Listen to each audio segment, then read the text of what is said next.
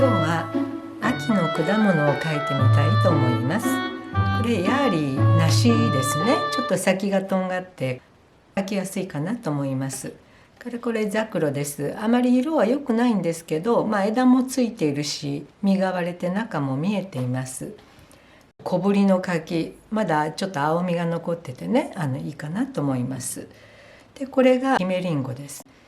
でこの4種類を組み合わせてこれホワイトワトソンの 3F サイズですに置いてみようと思います。右上からの光にしておきます。で真ん中がこの辺りですね。主人公はヤーリーが一番大きいということでヤーリーを置くんですが、ヤーリーの前に小ぶりなものを置いていかないと構図がそっけないねという感じがしますので、とりあえずね実物大っていうことでヤーリーを1個ここに置いてみます。2個目のヤーリーをこのちょっと後ろ目に少し寝かし加減で置いてみようかなと思います。上から目線で描いていますので奥行きがあるわけです。手前にザクロっていうことでね、これ2個ついてるんですけど、1個でいいかなっていう気がしますね。こちらに柿、手前に姫リンゴ、こちらにもねちょっと姫リンゴを置きます。で一応こういう感じで三角形の構図になるかなと思うんですけど、ちょっとここがかぶりすぎていますのでね、ちょっとかぶらせないようにします。ここにね2個目のザクロを置こうと思います。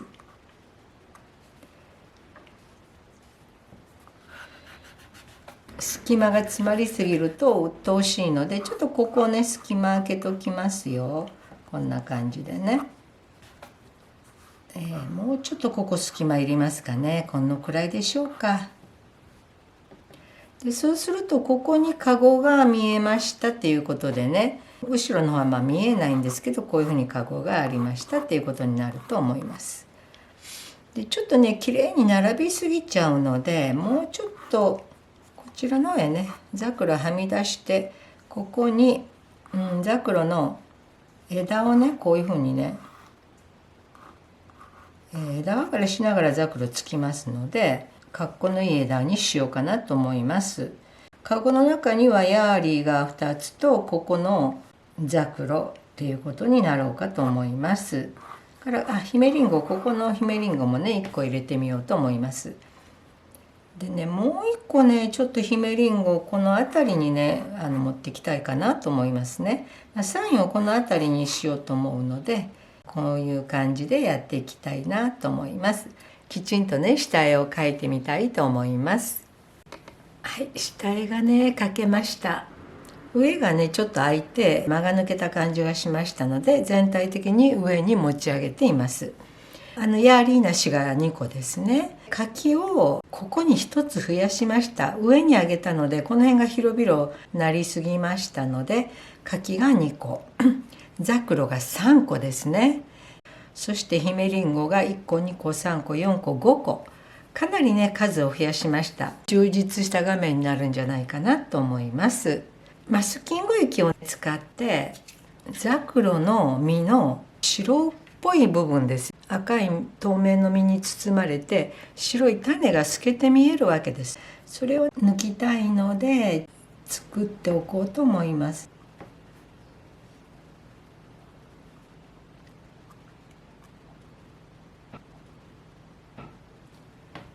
乾くのを待ちます。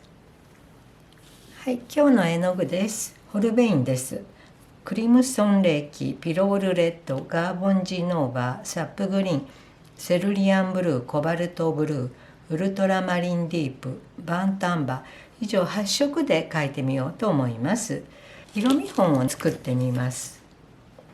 ヤーリー梨、柿、この辺はね黄色ですのでガーボンジンをメインで使います。ヤリナシはガンボジを薄くあるいは少し緑を入れてっていうことでね、柿の方は黄色なんですけど、場所によってはちょっと緑っぽかったり、ちょっとピロールレッドがかったね、こう赤みを帯びていたりっていうことでいいんじゃないかなと思います。そしてザクロですが、クリムソンとピロールレッド両方使います。場所によってどっちが多いかっていう話です。黄色いとこもありますので、ガーボンジーも適宜入れていこうと思います。ヒメリンゴです。クリムソンはあんまり対応してしまうとちょっと小暗くなってしまうので、ピロールレッドあるいはガンボージーを多めに入れて美味しそうなリンゴにしようかなと思います。青色系統の色は暗い部分を作るっていうことです。カゴは暗くしたいので、コバルトブルーあるいはウルトラマリンディープとバンタンバー、このくらいね、暗いとぐっと画面が閉まるんじゃないかなと思います。セルリアンをじゃあどこの場面で使うんですかって言った時に、例えばヤーリーナシの暗い部分です。セルリアンを入れるような冷たい暗さでいってみようかなと思います。マスキング液ね、乾きましたので下塗りに入っていきたいと思います。右上からの光っていうことですので、ガンボージをしっかりこの辺りに入れます。から柿ですよね。当然柿の部分あるいはザクロの部分にもかなり入れるっていうことになると思います。そして次にピロールレッドを柿の中あるいはザクロに多めに入れる、ヒメリンゴにも入れるっていうことです。しっかりぼかします。大体のところっていうことであって厳重に枠の中をっていうことではありませんので、しっかりぼかしていただいた方がいいです。暗いカゴの部分を少し作っておきます。コバルトブルーとバントアンバー、こういうところですね。セルリアン混ぜて、ちょっとねこのヤーリーナシの暗い方にちょっと差し込んでおきます。この辺りの影ですね。クリムソン少しサップグリーンを入れてちょっと茶色っぽくします。取ってしまいますよ。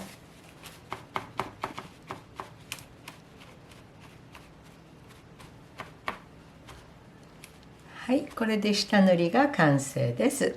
じゃあ乾かします。下塗りが乾きましたので、ちょっと細かい作業に入っていきたいと思います。この真ん中のヤーリーナシなんですけど、こういうプツプツが結構あるんですね。プツプツを入れようと思います。これ見るとね、茶色っぽい色ではあるんですが、黄色っぽい色にしたいので、ガーボンジーを散らしてみますね。スパッタリングをします。こちらもね、下の方はバンタンバーを入れて茶色くします。光から遠い方ですよね。茶色を入れて暗くしてスパッタリングをします。スプレーでちょっとだけ水を散らしておきます。で、はみ出したところはティッシュで押さえておきます。乾いた後にはいくらか手でね、点々を加えていかないといけないかなと思うんですけど、とりあえずこんな感じでやっておきます。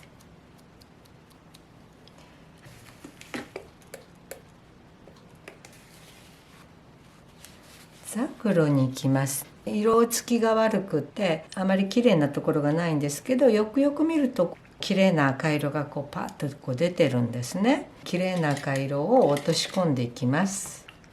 ピロールレッドにクリムソンを、筆の中で混ぜるだけっていう感じにしておきます。このそばへガーボンジーを置きます。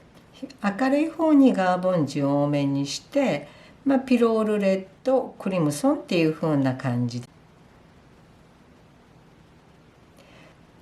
これはちっちゃめの水筆で伸ばしていきます。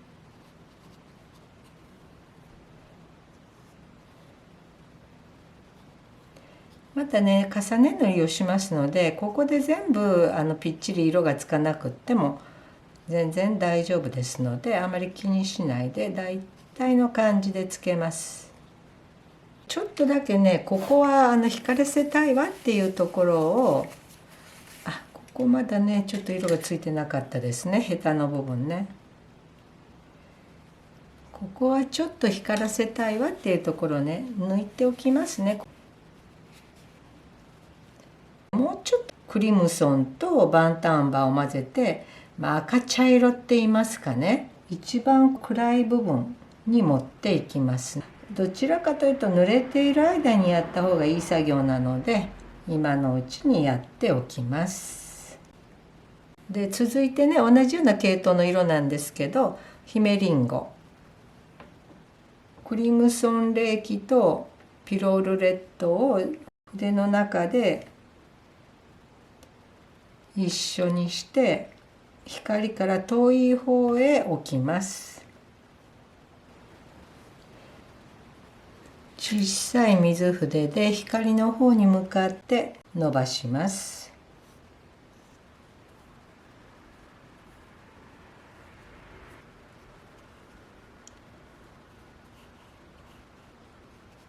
はい、まだこれね濡れていますので、クリムソンレーキにウルトラマリンディープをちょっと入れます。紫色ですよね。とこと思えるところにこうやって差し込んでおきます。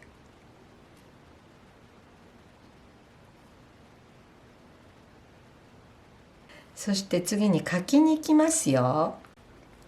柿の色はガーボンジュにサップグリーンをちょっと混ぜておきます。まだねそんなに売れてないんですよっていう感じにしようと思いますね。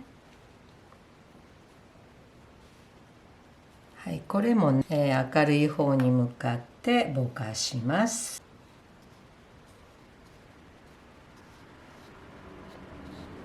はい、次にざるです。バンタアンバーにコバルトブルーをちょっと入れて暗くします。灰色っぽい色になります。ウルトラマリンディープでもどっちでもいいかな。で中もだいたい似たような色にします。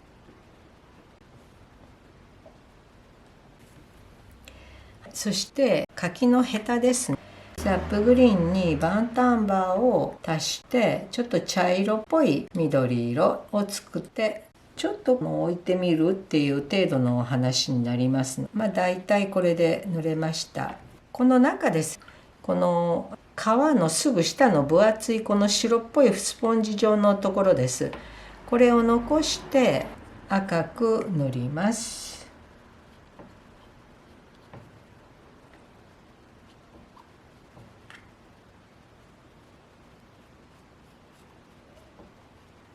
ピロールレッドも入れておきます。はい、これで一旦乾かします。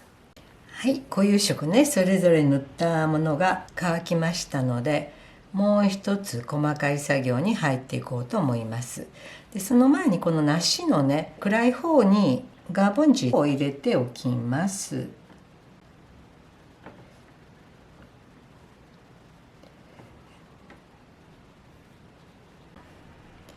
明るい方へ向かって伸ばしておきます。ザクロの花皮の傷といいますかね、随分とムラができているわけです。これを描いていこうと思います。クリムソンにバンタンバーを混ぜて暗い赤茶色にします。でこれで傷のところを特にねきちんと揃ってはいないんです。レース状に細かく傷跡といいますか模様のようなものができているんです。部分的にぼかしておいたりくっきりしていたりさまざまな感じで続いています。そしてこの縁ですよね、ここは茶色に朽ちちゃってるのでバンタンバーを増やして青色もねちょっと入れて暗くします。ガタガタガタガタして二重に線が入って見えたり傷が広がったり、さまざまなニュアンスがここについています。それからリンゴの方ですね、こう筋目が立っていたりプツプツが見えたりするわけです。色なんですけどね、あまり暗い色にしたくないので主にピロールレッドでやってみようかなと思います。で部分的にはちょっとぼかしてみたりぼかさなかったりっていうことでね、いろんなタイプの線を描いていこうと思います。それから柿ですね。柿もね、ムラがあるわけですよね。緑っぽかったり、ちょっと茶色みを帯びていたりっていうことで、そういうムラ感を微妙に出していくっていう作業になります。で、大体こういう作業ね、どの果物にもまんべんなく入れていくんですが、主にこの中央部ですよね。あまり端っこを一生懸命触るとまずいかなっていう気がします。カゴについてもね、筋目をある程度立てる必要があるかなと思います。表側に1枚のひごがあって、それが何枚かを束ねていますよっていうことで、ここにね筋目が立つわけです。そういうのもね入れていこうと思います。じゃあやってみます。はい、大きく色をつけて表皮の部分にも少し細かい作業を入れてみました。ここからこの枝ですね、枝とか絵ですね、描いていこうと思います。それとね、このカゴですけど、ここがちょっと切れてますので足していきますね。それとね、ここが浮いているんです。削っておきます。こちらもね、影があとここ足しますのでね、浮いてるよっていうのがよくわかるかなと思います。ここに隙間から見えていますっていうことがないといけないので、まず絵を描いていきますよ。姫りんごの絵です。細いのでちょっと細い筆でいきますね。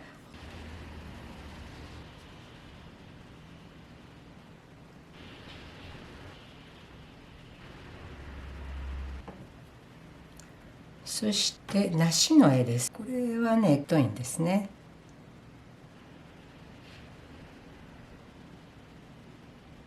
はい、そして枝を描いておきます。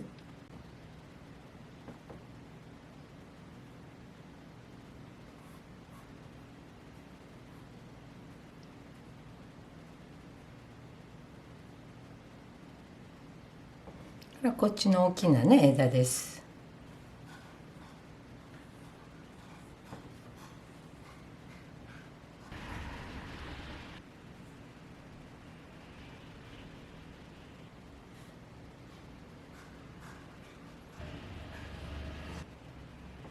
はい、そしてマスキング取りますね。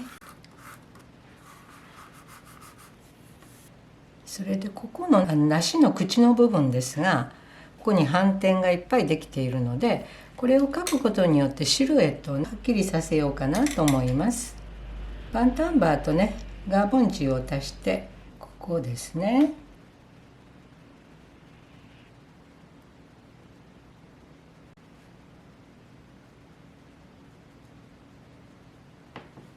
で、今取ったマスキングの跡をちょっと手当てしますよ。真ん中の種が白く見えている部分の周りをかなり暗いね赤色で縁取る必要があるかなと思います。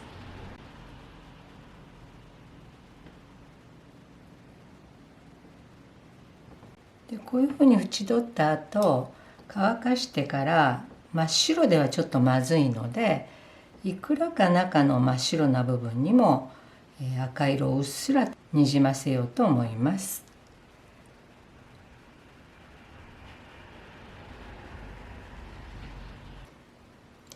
で、これでねだいたいできちゃったんですが、ここねちょっとこういうね、一応ねこれでくくっているわけです。ひごが何個かあって、それをこう束ねてるっていう感じなんですね。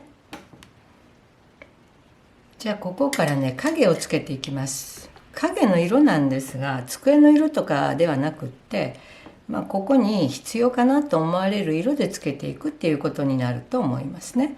パンタンバーとセルリアンブルーを足したような影がいいんじゃないかなと思います。柿とかリンゴの影はそれぞれの固有色に近い色でつけていった方がいいかなって思います。影だからって暗い汚い色でつけなきゃいけないっていうことではないので、水でぼかして始末をしておきますね。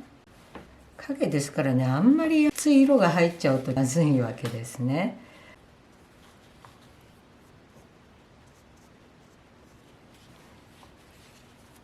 だいぶね出来上がってきたかなと思います。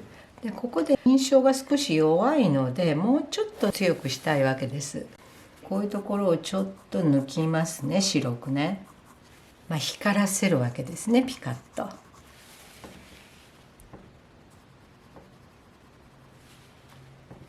そして黄色と赤のグラデーションがあんまりないので印象が弱いっていう感じがします。グラデーションきれいにね作っていこうかなと思います。まずガーボンジーをしっかり入れます。柿の上にもねちょっと入れますよ。はい、そしてその横にピロールレッド純色です。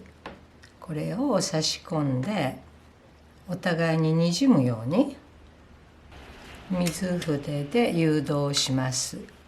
自然な感じでねにじむようにします。はい、ここにピロールレッドを入れます。投影しましたよっていうような意味で入れるわけですね。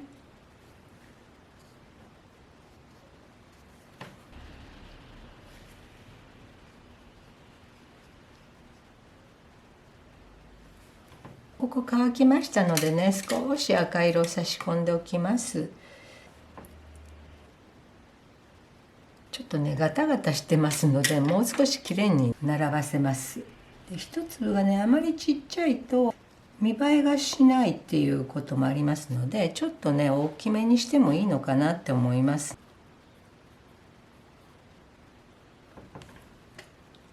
はい、もう一回ねちょっと枠取りをしておきます。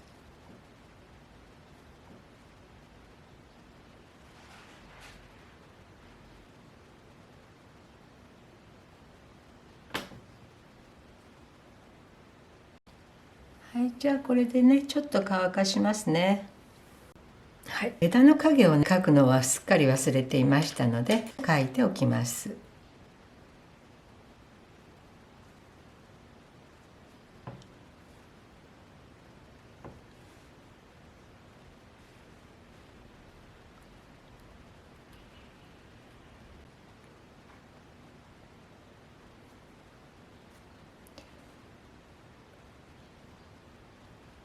じゃあこれでね一応完成にしたいと思います。